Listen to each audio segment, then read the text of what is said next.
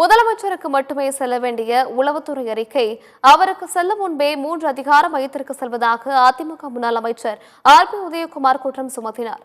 இது தொடர்பாக வீடியோ வெளியிட்டிருக்கும் அவர், உளவுத்துறை அறிக்கை முதல்வர் பார்வைக்கு செல்லும் முன்பாக ஜான் ஆரோக்கியசாமி, விஷ்ணு ரெட்டி உள்ளிட்ட அதிகார மையத்திற்கு செல்வது சட்ட விதிமீறல் எனவும் குற்றம் சுமத்தினார். சட்ட ரீதியாக உளவுத்துறை அறிக்கையை முதல்வர் பார்வைக்கு செல்லும் முன்பாக வேறு யாரும் பார்க்க கூடாது. இதுதான் மரபாக கடைபிடிக்கப்படுகிறது. முதல்வர் பார்வைக்கு மட்டுமே செல்ல வேண்டிய அறிக்கையை ஜான் ஆரோக்கியசாமி, விஷ்ணு ரெட்டி உள்ளிட்ட அதிகார மையத்திற்கு செல்லும் போது அரசின் ரகசியங்கள் வெளியே கசிய அதிக வாய்ப்பு இருக்கிறது என்பதுதான் மக்களின் கவலையாக இருக்கிறது.